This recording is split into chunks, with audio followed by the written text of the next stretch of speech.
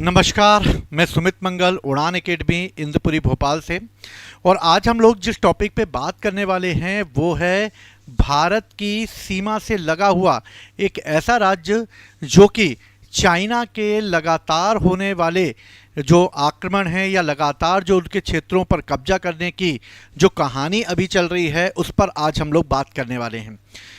अगर भारत की सीमा की बात की जाए तो भारत की सीमा अपने कई पड़ोसी देशों के साथ लगती है, लेकिन अगर देखा जाए तो दूसरी सबसे बड़ी सीमा जो लगभग 3488 किलोमीटर की है और वो है चाइना के साथ। और चाइना के साथ भारत अपनी एक बहुत लंबी सीमा जो है जोड़ता है और जिसकी वजह से चाइना और भारत के बीच एक विवादित मुद्दा खड़ा हो जाता है। ये मुद्दा है सीमांकन का।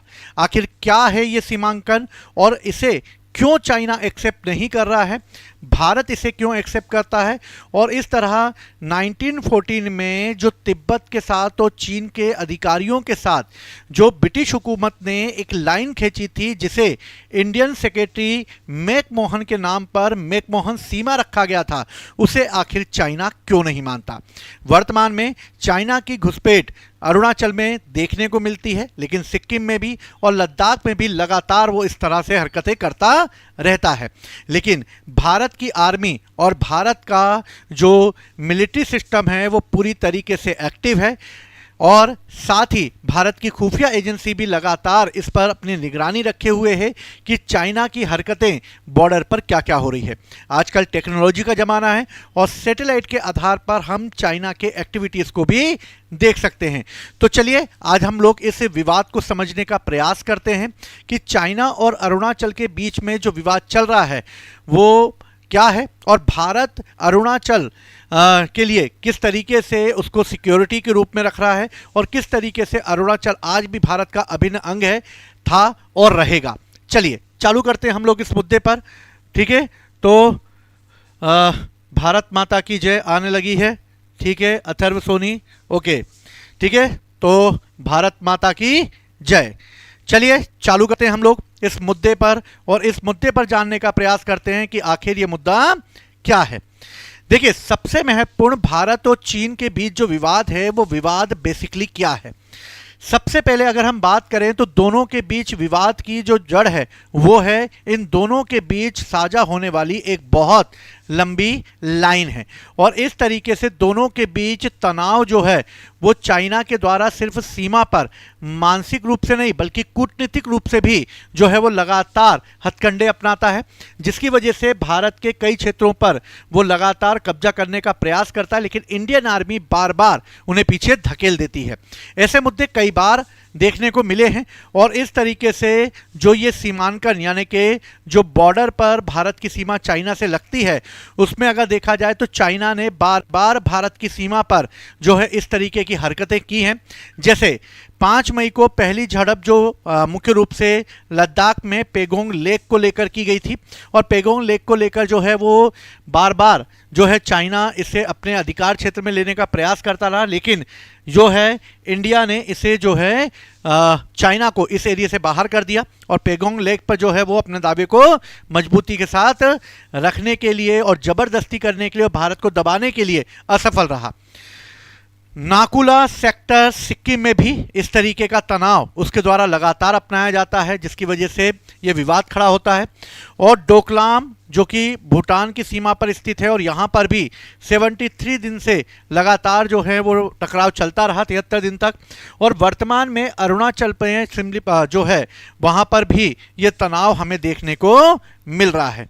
लेकिन ये तनाव की स्थिति बेसिकली बनी क्यों? क्योंकि अरुणाचल प्रदेश का जो हिस्सा है वो चाइना की बॉर्डर से लगता तो है, लेकिन चाइना ये मानता है कि वो उसका क्षेत्रीय अधिकार क्षेत्र है और चीन और अरुणाचल के बीच में लगभग 90,000 स्क्वायर किलोमीटर एरिया का जो क्षेत्र है वो जो है उस पर दावा प्रस्तुत करता है कि ये 90,000 स्क्वायर किलोमीटर का एरिया जो है वो अरुणाचल का है, क्योंकि अरुणाचल पर है उसका, और अरुणाचल बेसिकली तिब्बत का हिस्सा हुआ करता था, ऐसा उसका मानना है। और तिब्बत का दक्षिणी तिब्बत होने के नाते वो तिब्बत को जो है इसी से कनेक्ट करता है, इसलिए वो अरुणाचल को दक्षिणी तिब्बत कहता है। और इसी के आधार पर, क्योंकि तिब्बत पर चाइना का अधिकार है, तो वो ये कहता है कि चाइना का जब तिब्बत पर अधिकार था या अधिकार है, तो इस तरीके से जो अरुणाचल है उस पर भी उसका अधिकार होना चाहिए। और इसके लिए वो एक नाम देता है जांगनांग, और जांगनांग जो है उसे वो अरुणाचल के नाम से, जिसे हम जानते हैं, उसे वो जांगनांग के नाम से कहता है। तो मुख्य रूप से जो मोस्ट इंपॉर्टेंट चीज जो हमारे सामने आती है वो ये आती है कि जांगनांग के नाम से जो है वो इसे बताने का प्रयास करता है कि अरुणाचल जो है वो उनका जांगनांग का प्रदेश है, उसका दक्षिणी तिब्बत है। लेकिन 90,000 स्क्वायर किलोमीटर के एरिया पर अपना दावा प्रस्तुत करने के लिए अरुणाचल प्रदेश पर जो उसका अधिकार स्थापित करने के लिए वो लगातार जो हथकंडे अपनाता है, वो हथकंडे जो हैं वो मुख्य रूप से भारत सरकार के द्वारा बार बार इसका विरोध किया जाता रहा है और बार बार इंडियन आर्मी इसे रोकने का प्रयास करती है। विवाद की मुख्य जड़ क्या है, पहले इसे हम समझते हैं।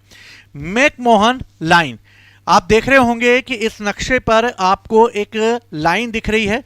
ये जो लाइन बनी हुई है, यही लाइन जो है वो मैकमोहन लाइन के नाम से जानी जाती है।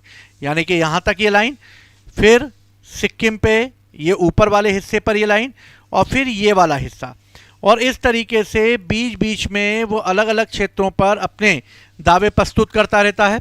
और इस तरीके से चाइना से भारत के जो राज्य लगते हैं उनका एक फंडा है, मैं आपको बता देता हूं। यहां पर लेह से उत्तरो अरुण, ये फंडा है इसका। और फंडा कैसे याद कर सकते हैं, लेह से उत्तरो अरुण।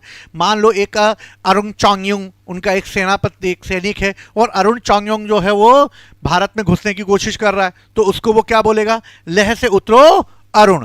तो लेह से उतरो अरुण से क्या हो जाएगा, लेह से मतलब लद्दाख हो जाएगा, हा से हिमाचल प्रदेश हो जाएगा, सा से सिक्किम हो जाएगा, उत्तरो से उत्तराखंड हो जाएगा, और अरुण से हो जाएगा अरुणाचल प्रदेश। और इस तरीके से इन हिस्सों पर वो अपने दावे जो है बॉर्डर पर कभी ना कभी लगाता रहा है। और इस तरीके से लगभग भारत की ये जो सीमा है ये 3488 किलोमीटर समथिंग मानी जाती है। अब आप ये देख रहे होंगे कि इस नक्शे में ये वाला जो भाग है, इस भाग को कहते हैं अक्साई चीन। इस भाग को क्या कहते हैं हम लोग, अक्साई चीन। अक्साई चीन मतलब कि ये वाला जो हिस्सा है ये अक्साई चीन के नाम से जाना जाता है।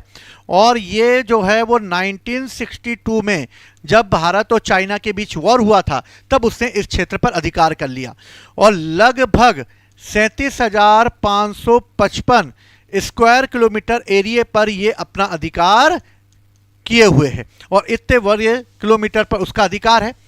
लेकिन जहां इंडिया की बात की जाए तो इंडिया में ये वाला जो हिस्सा है इसे हम पाक ऑक्युपाइड कश्मीर कहते हैं, और पाक ऑक्युपाइड कश्मीर के तहत ये वाला हिस्सा जो है ये भी चाइना को पाकिस्तान ने दे दिया। और लगभग 5,180 स्क्वायर किलोमीटर एरिया जो है वो 1963 में 1963 में चाइना को पाकिस्तान के द्वारा दे दिया गया, और इस तरीके से इसने कई क्षेत्रों पर अपना अधिकार स्थापित कर लिया। अब बात यह आती है कि आखिर भारत के कई हिस्सों पर वो पहले से कब्जा कर चुका है, अक्साई चीन पर कब चुका है, पाकिस्तान ने भी उसे ये 5,180 स्क्वायर किलोमीटर का एरिया भी दे रखा है। लेकिन तब भी वो जो है समय समय पर लद्दाख में और सिक्किम में और अरुणाचल में अपने दावे प्रस्तुत करता रहा है। अब बात आती है कि इस समय हमें 1914 में एक शिमला समझौता हुआ, जिसके तहत ब्रिटिश भारत, तिब्बत और चीन के प्रतिनिधियों के बीच एक समझौता किया गया। और चीन के प्रतिनिधियों के बीच जो समझौता किया गया उसके तहत ये निर्णय हुआ, क्योंकि इस समय चाइना जो है वो इंडिपेंडेंट तो था, लेकिन चाइना जो है उसमें यूएसए और अन्य देशों का दबाव बना हुआ था, क्योंकि प्रॉपर तरीके से वो अपनी पॉलिसी नहीं चला पा रहा था। ब्रिटिश भारत, यानी कि हम ब्रिटिश के गुलाम थे, और तिब्बत हमारा एक बफर जोन हुआ करता था, इसे एक बफर स्टेट के रूप में स्थापित किया था और ये बफर स्टेट के रूप में स्थापित था तिब्बत यहाँ पर। अब हुआ ये कि तिब्बत और चाइना और ब्रिटिश भारत के बीच एक टीटी साइन की गई जिसे विदेश सचिव सर हेनरी मैकमोहन के नाम से किया गया और इस तरह तिब्बत के बीच एक सीमा निर्धारित कर दी गई जिसे ब्रिटिश सरकार की ईस्टर्न बॉर्डर यानी पूर्वोत्तर सीमा फ्रंटियर बॉर्डर रखा गया और इसका नाम उनके नाम पर मैकमोहन रेखा कर दिया गया। तिब्बत के साथ समझौता किया गया था और यह समझौता जो है वो ब्रिटिश भारत ने किया था, यानी स्वतंत्र भारत ने नहीं किया था। और इस तरीके से ब्रिटिश भारत और तिब्बत के प्रतिनिधियों के बीच इस सीमा रेखा पर हस्ताक्षर किए गए। लेकिन अरुणाचल प्रदेश जो बेसिकली इस समय इस राज्य का नाम नहीं था और उसे NEFA के नाम से जाना जाता था, यानी नॉर्थ ईस्ट फ्रंटियर एजेंसी के नाम से जाना जाता था और ये इसी का हिस्सा था।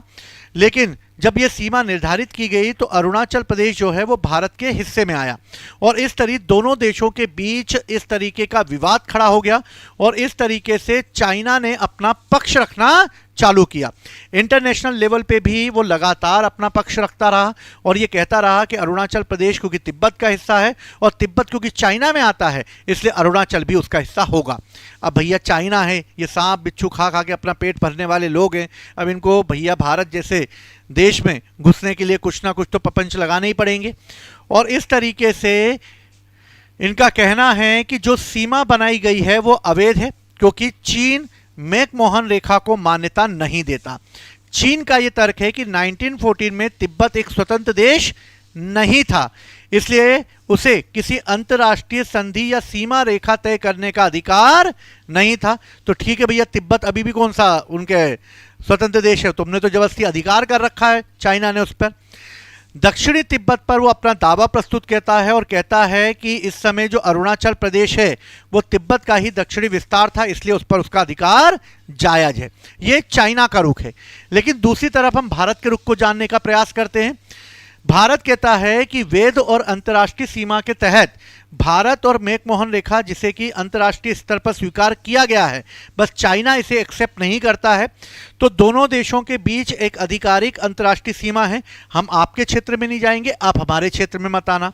पर चाइनीज लोगों का कुछ भरोसा नहीं है, चलें तो शाम तक, नहीं तो मतलब चले तो रात भर वरना शाम तक। ठीक है, तो अभिन्न अंग अरुणाचल प्रदेश भारत को एक पूर्ण संवैधानिक और अविभाज्य राज्य और लोकतांत्रिक चुनाव होने के नाते भारत की एक एडमिनिस्ट्रेशन स्टेट के रूप में मानता है और ये मानता है कि उस पर उसका प्रशासनिक अधिकार है। और अरुणाचल प्रदेश जो मेन रूप से भारत का एक अभिन्न राज्य है, लेकिन जो मुद्दा है वो एक तवांग घाटी को लेकर भी है और तवांग को लेकर एक विशेष महत्व भी इस समय रखा गया है। अरुणाचल प्रदेश के तवांग जिले को लेकर चीन सबसे अधिक आक्रामक रहा है।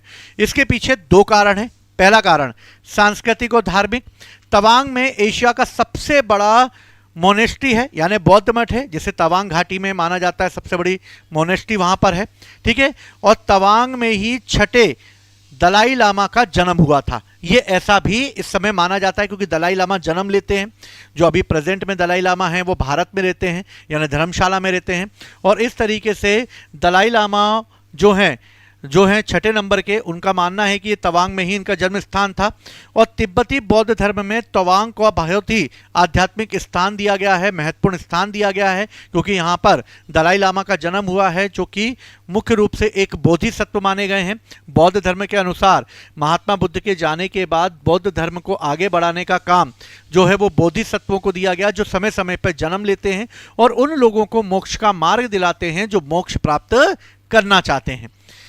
रणनीतिक रूप से देखा जाए तो तवांग की भौगोलिक स्थिति ऐसी है कि जहां से पूर्वोत्तर भारत और ब्रह्मपुत्र घाटी के रास्तों पर निगरानी रखी जा सकती है। यानी कि इसके पीछे भी मेन दो कारण हैं, एक धार्मिक कारण है और एक है राजनीतिक कारण। और रणनीतिक कारण मोस्ट इंपॉर्टेंट है और इसलिए ये दोनों बहुत महत्वपूर्ण है। 1962 में भारत और चाइना के बीच बैटल लड़ा गया। इस बैटल में चीनी सेना ने अरुणाचल प्रदेश के तवांग और अन्य अंदरूनी हिस्सों में घुस आई। हालांकि युद्ध विराम की स्थिति हुई और फिर इस तरह वास्तविक नियंत्रण रेखा लाइन ऑफ कंट्रोल यानी कि LAC से पीछे उन्हें लौटना पड़ा। लेकिन ये वो समय था जब भारत नया नया बना था, अपनी आर्थिक परेशानियों से, अपनी जो है राजनीतिक परेशानियों से गुजर रहा था। इस समय भारत में कई ऐसी समस्याएं थी जिनका विवाद का निपटारा करना बहुत जरूरी था। इसलिए जब वो चाइना, जिसे वो अपना मित्र समझ रहा था और वो ये सोचता था कि चाइना कभी उन पर अटैक नहीं करेगा, लेकिन चाइना ने मौका मिलकर अटैक कर दिया और भारत इसके लिए तैयार नहीं था। लेकिन तब भी भारत ने चाइना को मुंह तोड़ जवाब दिया। भले ही इसमें भारत की हार हुई, लेकिन भारत झुका नहीं और इस तरह चाइना के लोगों को तवांग घाटी से बाहर कर दिया गया। इस पर कई मूवियां भी बनी हुई हैं। अब चाइना एक नई चाल चल रहा है और वो चल रहा है स्थानों के नाम बदलने का। और चीन ये कहता है कि अरुणाचल प्रदेश के कई शहर, कई पहाड़, कई नदियां चीनी नाम पर ही हैं और इस तरह वो चीनी नाम रख रख कर इसे बताने का प्रयास करता है। मानक मानचित्र अगर देखा जाए तो चीन समय समय पर अपने आधिकारिक नक्शों में अरुणाचल प्रदेश को चीन के हिस्से के रूप में प्रदर्शित कर देता है। और जब इस तरीके से वो हरकत करता है तो भारत की जो एजेंसियां हैं या भारत की सरकार जो है इस पर लगातार विरोध करती है कि अरुणाचल प्रदेश को चाइना अपना हिस्सा बताने की गलती ना करे। और भारत एक शांतिप्रिय देश है, वो जबरदस्ती किसी को परेशान नहीं करता। इसलिए प्लीज कोई भी अरुणाचल प्रदेश को इस तरीके से चाइना के नक्शे पर दिखाने का प्रयास ना करे। एक वीजा है नत्थी वीजा, यानी कि 1962 का विवाद चल रहा है, स्थानों का नाम बदल रहा है वो, और एक मानक मानचित्र में वो उसे दिखाने का प्रयास करता है। और दूसरा है नत्थी वीजा। नत्थी वीजा क्या है? चीन अरुणाचल प्रदेश के नागरिकों को भारतीय पासपोर्ट पर सामान्य वीजा देने की बजाय उन्हें एक अलग से कागज का स्टेपल देता है। यह स्टेपल नत्थी कहलाता है। इसके कारण वीजा जारी करता है ताकि वो दर्शा सके कि अरुणाचल प्रदेश भारत का सामान्य हिस्सा नहीं है। यानी कि उसे सामान्य तरीके से अरुणाचल के नागरिकों को वीजा ना देते हुए वो उन्हें एक प्रकार का कागज का टुकड़ा अलग से देता है और ये बताने का प्रयास करता है कि अरुणाचल प्रदेश भारत का अंग नहीं है। ये चाइना की चीजें हैं। और स्थानीय लोग और संगठनों ने आरोप लगाया है कि इस समय अरुणाचल प्रदेश वापस एक जो है उसमें चाइना जो है वापस से जो है अतिक्रमण करने का प्रयास कर रहा है और धीरे धीरे भारत के अंदर घुस रहा है। इसकी पहली जानकारी नाहा आदिवासी समुदाय के द्वारा दी गई और नाहा समुदाय के लोगों का ये कहना है कि इस समय चाइना फिर से एक्टिवेट हो गया है और एक्टिवेट होने के साथ साथ वो जो है वहाँ पर अपनी सड़कें बना रहा है, एक्टिविटीज़ कर रहा है, गांव बसा रहा है और इस तरीके से अपन सुबनसिरी जिले में लाइन ऑफ एक्चुअल कंट्रोल यानी कि LAC के पास चीनी घुसपैठ की चिंता इस नाहा आदिवासी जो समुदाय है उसके द्वारा जताई गई है।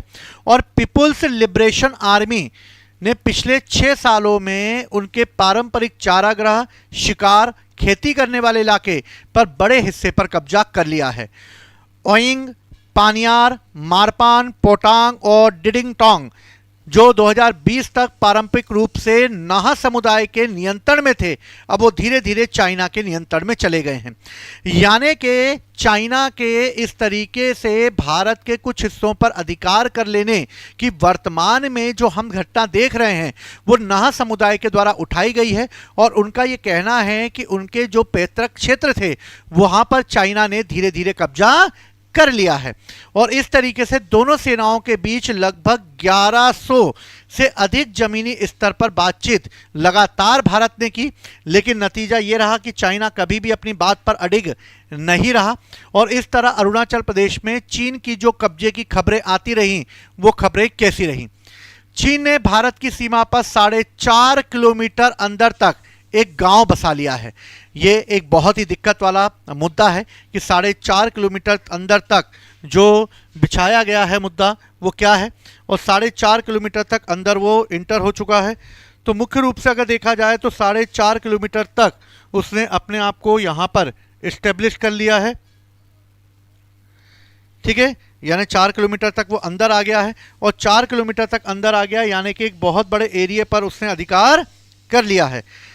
लेकिन ये बात भारत की सरकार ने एक्सेप्ट नहीं की है और उनका ये मानना है कि अरुणाचल प्रदेश के किसी भी हिस्से पर चीनों की एक्टिविटीज़ जो हैं वो नहीं है, और चाइना जो है वो धीरे धीरे इस क्षेत्र पर जो कब्जा करने का प्रयास कर रहा है वो निराधार है। लेकिन 100 से ज़्यादा घर उससे यहाँ पर बसा लिए हैं 4.5 किलोमीटर के अंदर तक, और सुबनसिरी जिले में सारीचू नदी के किनारे इस गांव को बसाया गया है। 15 दिनों से काम चल रहा था और लाइन ऑफ एक्चुअल कंट्रोल के पास ये एरिया पड़ता है, और US based imaging company planet labs ने इसकी एक तस्वीर खींचकर भेजी, और तस्वीर में इस तरीके से उनकी एक्टिविटीज़ दिखाई दे रही है। यानी एक्टिविटीज़ दिखाई देने के पीछे जो रीज़न है वो ये है कि इस समय जो भारत में जो एक्टिविटी है वो बनी हुई है चाइना के इस समय क्षेत्र में, और इस तरीके से उससे कई नामों का नाम भी परिवर्तित कर दिया है। भारत में जो नाम थे वो चाइना ने भी कईयों का नाम, जैसे पांग चेन का बांग चिंगिन कर दिया है, ऐसे कई नामों का नाम उससे चेंज कर दिया है। लेकिन अब बात आती है कि इस समय हम सत्यता की जांच करें कि क्या है एक्चुअली जो चीज़ें हैं। भारत ने भी कहा कि अगर इस तरह से अगर वो भारत के अंदर इंटर हो रहा है तो भारत भी अपनी पूरी तैयारी के साथ है, और भारत ने अरुणाचल फ्रंटियर हाईवे तैयार किया है जो कि विजयनगर से होता हुआ त्वांग घाटी तक जा रहा है, और ये मेक मोहन जो लाइन है एलएसी उसी के समानांतर बनाया गया है।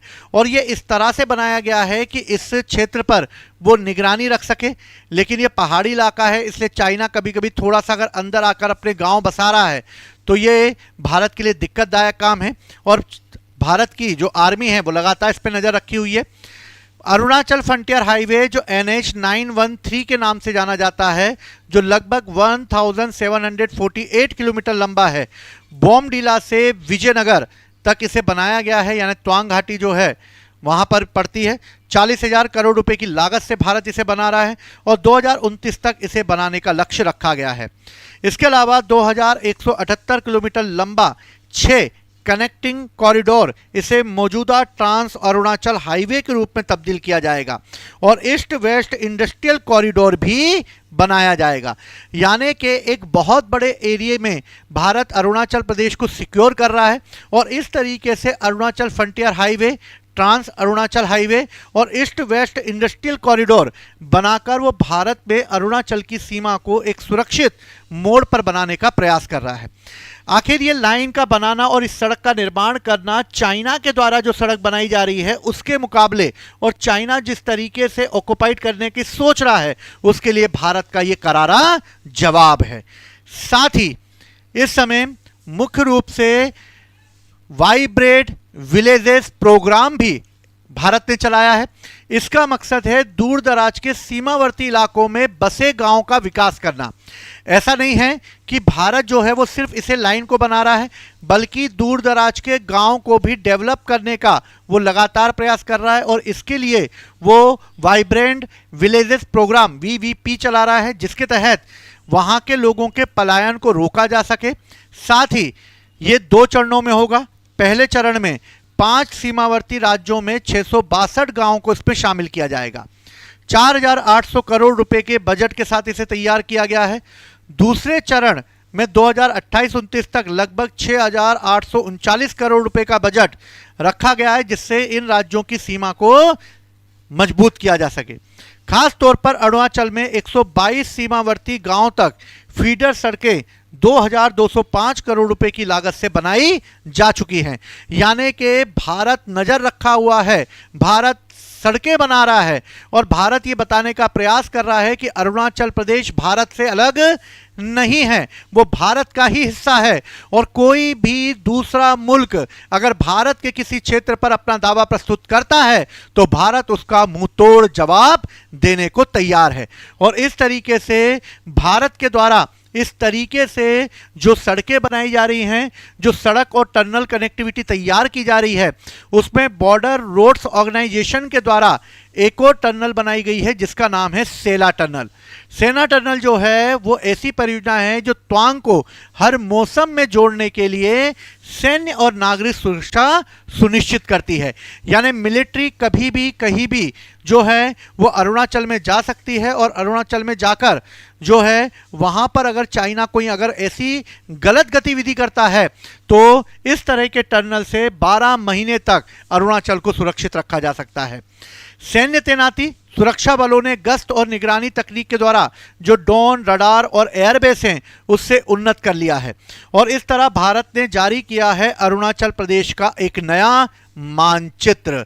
और इस तरह भारत ने अरुणाचल का एक नया मानचित्र तय करते हुए यह बता दिया है कि एक्चुअली में अरुणाचल भारत का हिस्सा है। और इस तरीके से मानचित्र के आधार पर अरुणाचल में महत्वपूर्ण दर्रे, झीलें, बस्तियां और 1962 में भारत चीन युद्ध से जुड़े युद्ध स्मारकों को भी इसमें शामिल किया गया है। लगभग 27 महत्वपूर्ण स्थानों को इसमें चिन्हित किया गया है और बताया गया है कि यह सीमा आज भी भारत में आती है। और नक्शे में 4 पहाड़ी दर्रे शामिल किए गए हैं, दजोला, रिजाला, पुकुरला और थगला खास। और इस तरह थगला दर्रा जो है 1962 में भारत चीन युद्ध के समय वो शुरुआती चरण को दिखाता है जब यहां पर दोनों के बीच वॉर चालू हुआ था। और इस तरीके से सांबो सरोवर जो है ये भी भारतीय नाम के साथ नक्शे में दर्ज कर लिया गया है। 21 स्थानों में लांग, माजा, बीसा, बड़ा कुंदू, छोटा कुंदू, थनबागरी, पीतनगर, बुद्धिमंदर, जयरामपुर, तेरित नगर, रामनगर, जसवंतगढ़, सागर, प्रद्दा, ज्योतिनगर, बैसाखी, छोटा रोपकू, बड़ा रोपकू, शिवाजी नगर, सुनपुना और कामलांग नगर ये सब के सब अरुणाचल प्रदेश के हिस्से भारत का अंग हैं जिसे नए मानचित्र पर बनाया गया है। इसके अलावा शेर ए थापा मेमोरियल को भी इसमें जोड़ा गया है। और इस तरह एक नया मानचित्र तैयार करते हुए भारत सरकार ने यह बता दिया है कि अब जो विवादित अगर चाइना इस पर अधिकार करता है या चाइना इस पर कब्जा करने की कोशिश करता है तो यह भारतीय सीमा में घुसपैठ मानी जाएगी। 6 विवादित जगहों की भी पहचान की गई है और अरुणाचल प्रदेश की सीमा से लगे हुए ये 6 विवादित 4 बड़े संवेदनशील क्षेत्र हैं जिनमें ऊपरी सुबनसिरी में असाफिला, लोंगजू, बिसाया माजा, तवांग और तुलुंगला यांग से शामिल किए गए हैं। इसमें आसाफिला, लोंगजू, बिसा माजा पर चीन का अवैध कब्जा है जिसमें असाफिला अंदरूनी इलाकों में भी स्थित है। लोंगजू, बिसा माजा को अब भारत के अभिन्न क्षेत्र के रूप में मानचित्रित कर लिया गया है। और इस तरह यह बता दिया गया है कि ये जो बॉर्डर के गांव हैं ये भारत के हिस्से में आते हैं। तो मुख्य रूप से अगर देखा जाए तो भारत जैसे मजबूत देश को इस तरीके से डरा के, धमका के, कूटनीतिक तरीके से या फिर चालबाजी से भारत के किसी भी राज्य पर कब्जा करना इतना आसान नहीं होगा। अगर चाइना ऐसा करता है तो भारत इसका मुंह तोड़ जवाब देगा। लेकिन हाँ, ये एक चिंता का भी विषय है, संसद में भी इसे बार बार उठाया गया है और इस तरीके से अरुणाचल की सुरक्षा की जिम्मेदारी पूरे भारत पर आ जाती है। और इस तरीके से चाइना अगर ऐसी गतिविधियों को अंजाम दे रहा है तो हमारी सरकार उसे मजबूती के साथ रोकने का भी प्रयास करेगी और उन्हें पीछे धकेल देगी जैसा 1962 में किया गया था। जय हिंद, जय भारत।